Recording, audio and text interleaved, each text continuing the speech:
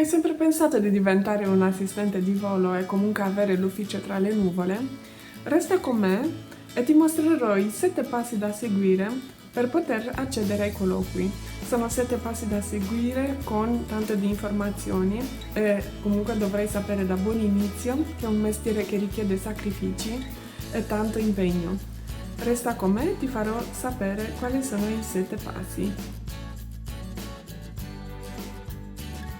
Questa figura professionale gioca un ruolo fondamentale e il suo compito principale essendo quello di assicurare la confortevolezza dei passeggeri.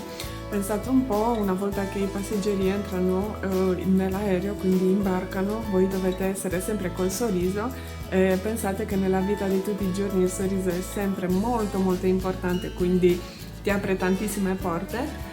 Una volta che loro sono nell'aereo devi assicurarti che loro trovano i loro posti, devi assicurarti che possono raggiungere tutte le cappelliere, quindi potrai anche assistere a mettere i bagagli, poi dovrai fare del servizio bar e comunque cercare di essere più possibile più confortevole con loro, quindi loro si sentono più confortevoli. Devi essere sempre simpatica o simpatico. Passiamo invece al secondo passo. Quali sono i vantaggi e gli svantaggi di essere una hostess di volo o un assistente di volo? Comunque tra i vantaggi diciamo che una cosa molto molto bella è il fatto di avere dei ticket sia per te che per la tua famiglia, dei ticket con dei prezzi scontatissimi. Per noi che siamo una compagnia low cost, invece per altre compagnie, per esempio in compagnie nazionali, tu hai anche dei ticket gratuiti. Per la tua famiglia invece una volta all'anno, dopo che hai finito lo stagio di essere junior crew, puoi avere questo vantaggio, anche perché tu con questi biglietti puoi andare praticamente ovunque in Europa, puoi girare il mondo. Partiamo adesso per il terzo passo: rispettare la gerarchia. Cosa significa? Dopo aver fatto il colloquio tu sarai catapultato letteralmente nel corso, il corso della durata di 6 settimane. Dopodiché tu verrai anche ammesso a fare questi 3 giorni di prova, che significa fare tipo 2 voli al giorno o 4 voli al giorno per 3 giorni. Cosa significa? Che sono 12 voli diciamo consecutivi, alla fine dei quali tu diventerai un junior crew per un anno, quindi sarai messo alla prova. Se passi questa prova va bene, quindi diventi un junior. Se non lo passi vuol dire che dovrai rifare e rivedere qualche punto in cui tu sei magari un po' più debole. Dopo essere stato junior per un anno, tu potrai accedere dietro a un esame al essere un responsabile di cabina. Il responsabile di cabina guadagna un pochettino di più, non tantissimo, e comunque ha la responsabilità, così come dice il nome, ha la responsabilità dell'intera cabina, quindi anche dell'intero equipaggio, incluso anche i piloti. Questo è un vantaggio dell'essere un po' più responsabili. Qual è il quarto passo da seguire? Praticamente ti devi domandare se questo stile di vita fa il caso tuo. Dovrai fare tantissimi sacrifici. Innanzitutto devi sacrificare la tua vita dipendente, devi sacrificare la tua famiglia, nel senso che non potrai mai essere abbastanza con loro, quindi dovrai andare in altri paesi, restare lì anche per un giorno, anche per 2 giorni per quello che riguarda i voli charter.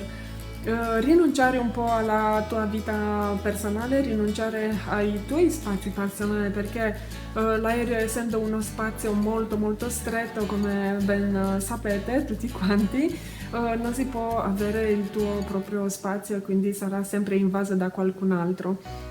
Questi sono tra i svantaggi e soprattutto devi lavorare in team, quindi devi sempre comunicare. La comunicazione è una cosa che tutte le compagnie aeree cercano di puntare una volta che tu entri a far parte del loro equipaggio.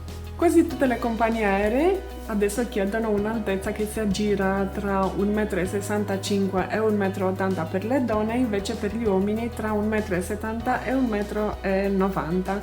quindi deve essere un'altezza tale che devi arrivare comunque alle capelliere con facilità e comunque non devi toccare il tetto dell'aereo con la testa, quindi essere troppo alti.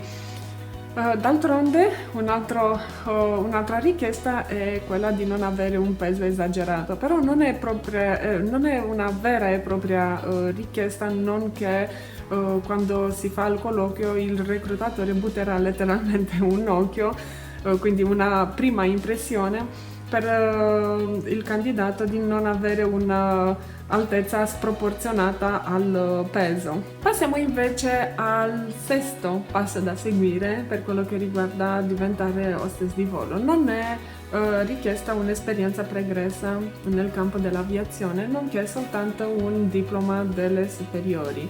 Invece per quello che riguarda il settimo passo e l'ultimo, quello che devi avere nel curriculum, è quello che ho avuto anche io e altri miei colleghi che hanno passato il colloquio, è avere un'esperienza nel customer service, quindi servizio clienti.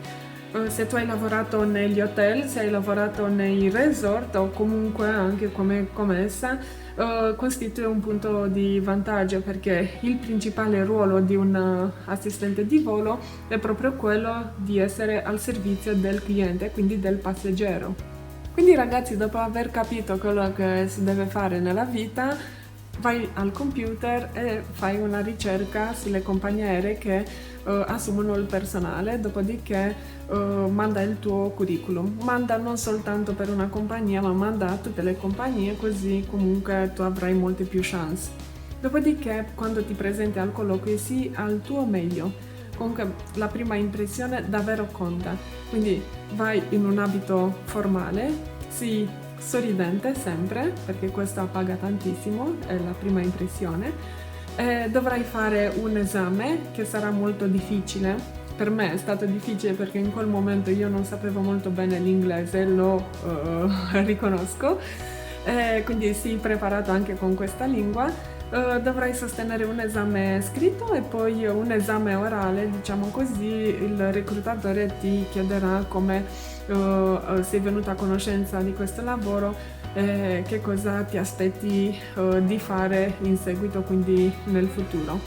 Una volta che tu sei stato ammesso, comunque ci sarà per altre compagnie, per esempio, un esame pratico, quindi metteranno tutti i candidati assieme per simulare un'uscita di emergenza, un'evacuazione o tante altre situazioni.